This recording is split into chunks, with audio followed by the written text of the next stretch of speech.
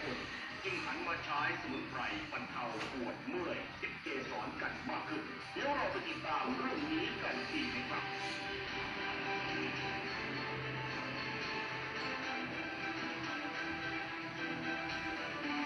มันปวดได้ครับนี่เป็นเรื่องปวดแล้วปวดหลายถ้าเขาเป็นแม่ผมให้น้องเป็นอะไรเขาไม่กันไว้อีกเลยครับถึงว่ามันปวดแค่ไหนครับ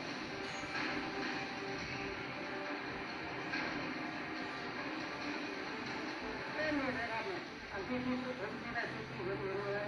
ใช่ที่ผมให้มาได้ผมไม่ว่าจะไหนก็ตายอยู่แล้วแต่เลยว่าเอ้าผมก็ไปเขาป้าเขาไปเขานี่เลยเขาที่ตัวเองก็ไม่ได้ผมที่ตรงนี้เนี่ยสถานที่ตรงนี้ขึ้นเป็นอีกไม่ว่าเขาตรงนี้ไม่ทำเพราะว่าจะไม่ตัวเองนะว่าหายอยู่แล้ว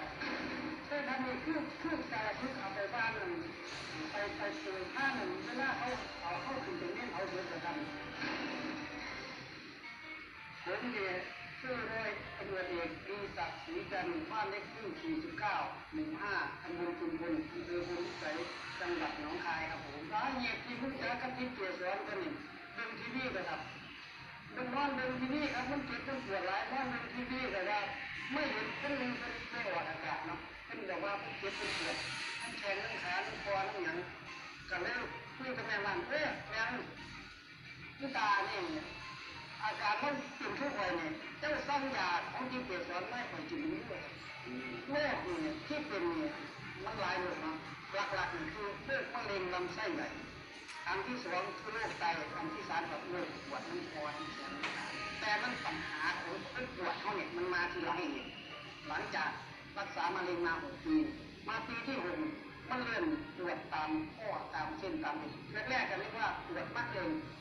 ข้อเป็นตรวจเช็คแล้วหมอบอกว่าถ้าปวดมะเร็งมันจะปวดในข้อปวดในกระดูกเลยนี่มันปวดอยู่ภายนอกคือมันปวดตามคอทั้งส่วนนั้นเองหมอบอกว่าสงสัยจะติดโรคเข้า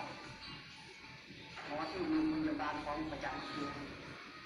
ก็เลยว่าให้ไปหายาโรคเข้าไม่จังที่ไปหาอะไรครับ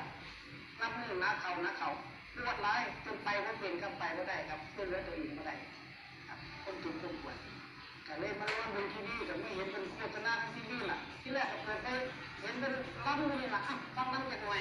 ก็เห็นตัวหนังสือเป็นไหลเป็นตัวเนาะ